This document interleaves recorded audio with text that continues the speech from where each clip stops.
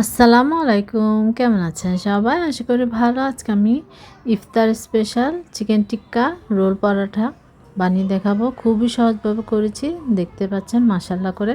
লুকটা কতটা সুন্দর হয়েছে, দেখতে যেমন হয়েছে খেতেও কিন্তু তেমনই মজা হয়েছে। আর ইফতারে অনেকে কিন্তু অতিরিক্ত তেল, অতিরিক্ত ভাজাভাজি খেতে চায় না, তারা কিন্তু এরকম এই চিকেন টিক্কা রোল পরাঠাটা আপনারা তৈরি করতে পারেন। এটা কিন্তু খুবই সহজভাবে করেছি বাসা থেকে উপকরণ দিয়ে। এখানে আমি 2 কাপ পরিমাণ ময়দা, স্বাদ অনুযায়ী লবণ এবং আধা চা চামচ পরিমাণ চিনি দিয়েছি। তাহলে এটা কিন্তু ব্যালেন্সটা খুবই ভালো হয়। চিনিটা দিলে আপনারা চাইলে স্কিপও করতে পারেন, যাদের ভালো লাগে না চিনিটা। শুধু লবণ আর ময়দাটা নর্মাল তাপমাত্রা পানি দিয়ে আমরা যেরকম পরোটার জন্য ডো করি, এটা তো কিন্তু একটা পরোটায় ওরকম একটা টাইট একটা ডো তৈরি করে নিব। এখানে কিন্তু পানিটা আপনারা কখনোই একসাথে দিবেন না, তাহলে কিন্তু আপনার এটা নরম হয়ে যাবে। পরোটাটাও কিন্তু আপনার ক্রিস্পিও হবে না এবং এটা সফটও হবে না। যার জন্য আপনারা এই পানিটা কিন্তু অল্প অল্প পরিমাণ দিয়ে এই ডোটা রেডি করে নেবেন। পরিমাণটা আসলে আপনারা যতটুকু তৈরি করবেন পরোটা অতটুকু নিয়ে নেবেন। আমি এখানে কিন্তু 2 কাপ পরিমাণ ময়দা দিয়েছি। আপনারা চাইলে আটা দিয়েও করতে পারেন, কোনো সমস্যা নেই। সাদা যে আটাটা আছে সেটা দিয়ে আমি অল্প অল্প পরিমাণ পানি দিয়ে কিন্তু আমি এটা তৈরি করে নিচ্ছি। খুবই সহজ এবং খুবই অল্প সময় হয়ে যায়। অনেকে যারা অতিরিক্ত ঝামেলা করতে চান না, খুব শর্টকাটভাবে আপনারা কিন্তু খুব মজাদার কিছু করতে চান ইফতারের সময়, তারা এটা অবশ্যই ট্রাই করবেন। একবার হলেও ট্রাই করবেন আর আমাকে কমেন্ট করে জানাবেন কেমন হয়েছে। দেখুন আমি একদম টাইট একটা ডো তৈরি করে নিয়েছি, আমরা যেরকম পরোটার জন্য করি। খুব ভালোভাবে কিন্তু আপনারা মথে নেবেন, তাহলে আপনার পরোটাটা খুব সুন্দর হবে। অতিরিক্ত পানি আপনারা দিবেন না, তাহলে কিন্তু এটা যখন রেস্টে রাখবেন তখন কিন্তু এটা নরম হয়ে যাবে। আমি এখানে 1 টেবিল চামচ পরিমাণ তেল দিয়ে লাস্টে এটা কিন্তু ভালোভাবে আবার আমি মথে নিচ্ছি। এটা আপনারা যত ভালো করে মথে নেবেন ততই আপনার পরোটাটা সফট হবে। এবার আমি চিকেন নিয়ে নিয়েছি এখানে 1 কাপ পরিমাণ। এটা আমি একদম সলিড মাংসকে ছোট ছোট টুকরা করে নিয়েছি, আপনারা দেখে বুঝতে পারছেন। আদা রসুন বাটা দিয়েছি আমি এখানে 1 চা চামচ করে, লবণ দিয়েছি স্বাদ অনুযায়ী, লেবু রস দিয়েছি 1 চা চামচ থেকে 1.5 চা চামচ পরিমাণ হবে। টক দিয়ে দিয়েছি এখানে আমি 3 চা চামচের মতো। এটা একদম পানি ছাড়া টক দই আপনারা চেষ্টা করবেন পানি ছাড়া টক দইটা দেওয়ার জন্য। মরিচ গুঁড়া দিয়েছি 1 চা চামচ পরিমাণ, ধনে গুঁড়া দিয়েছি আধা চা চামচ পরিমাণ, গোলমরিচ গুঁড়া দিয়েছি আধা চা চামচের থেকেও অর্ধেক সামান্য, তারপর আধা চা চামচের থেকেও সামান্য একটু কম গরম মশলা, মাংসের মশলা দিয়েছি আধা চা চামচ, লবণ দিয়েছি। লবণটা আমি কিন্তু দিয়েছি প্রথমেই, এখন আবার সামান্য দিলাম। টমেটো সস দিয়েছি 1 টেবিল চামচ পরিমাণ। আসলে সব মশলা কিন্তু পরিমাণটা অতটা বেশি দিবেন না আপনারা। মাংসের পরিমাণটা যদি বেশি হয় 2 কাপ হয়, তাহলে আপনারা এগুলো সব কিছু ডাবল করে দিলে হয়ে যাবে।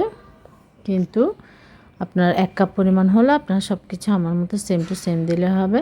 আর আমি সুন্দর একটা কালার আসার জন্য সামান্য পরিমাণ আমি এখানে অরেঞ্জ কালার দিয়েছি, যেটা জর্দা রং বলা অরেঞ্জ কালার, সেটা দিয়েছি।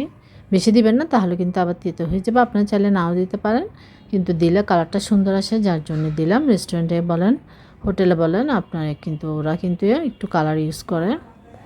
এবার আমি চুলায় পরিমাণ মতো তেল দিয়ে দিলাম কড়াইতে। তেলটা যখন গরম হয়ে আসবে তখন আমি চিকেনটা দিয়ে দিয়েছি। চিকেনটা দিয়ে এবার আমি চুলা আঁচটা কিন্তু মিডিয়ামে রেখে প্রথমে হালকা করে একটু তেলের সাথে ভালোভাবে ভেজে নিব। প্রথমে একটু ভেজে নিব।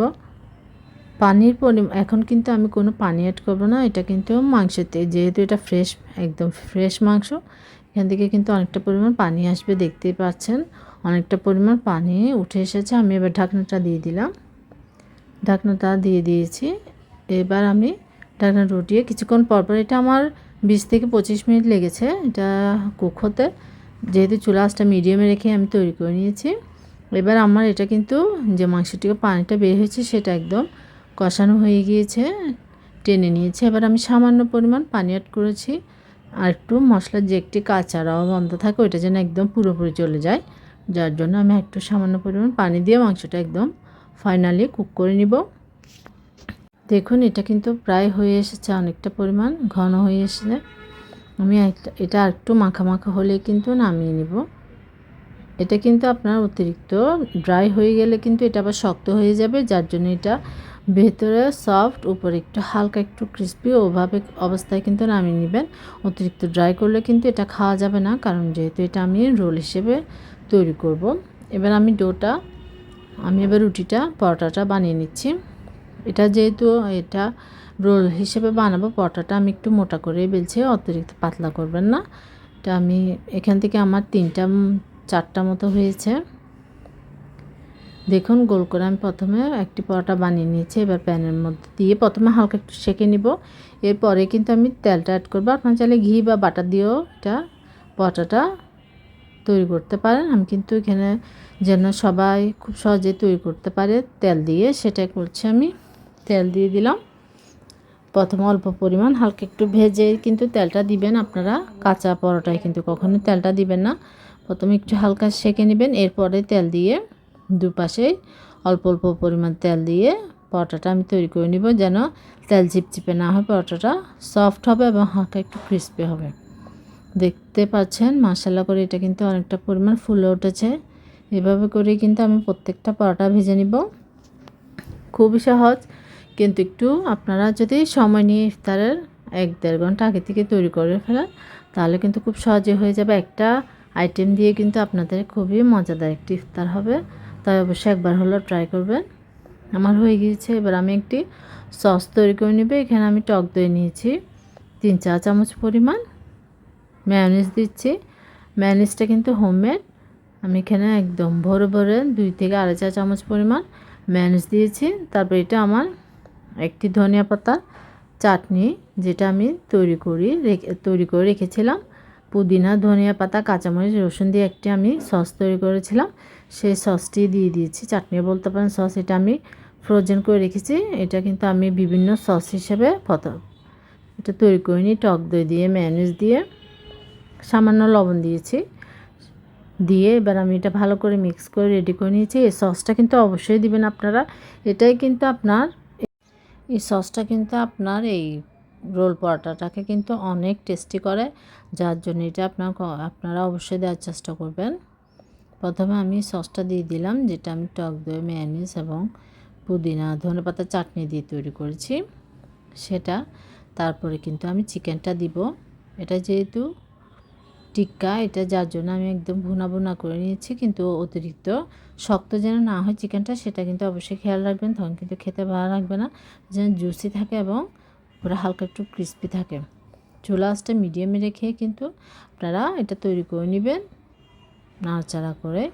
এবার আমি যেহেতু এটা বাসায় তৈরি করছি, যার জন্য আমি চিকেনের পরিমাণটা একটু বেশি দিয়েছি। ক্যাপসিকাম কেটে নিয়েছি আমি লম্বা লম্বা করে, পেঁয়াজ দিয়েছি। আমি অতিরিক্ত কোনো কিছুই দিচ্ছি না। এটা কিন্তু এই 2টা জিনিস দিয়ে তৈরি করলে কিন্তু বেশি টেস্টি হয়।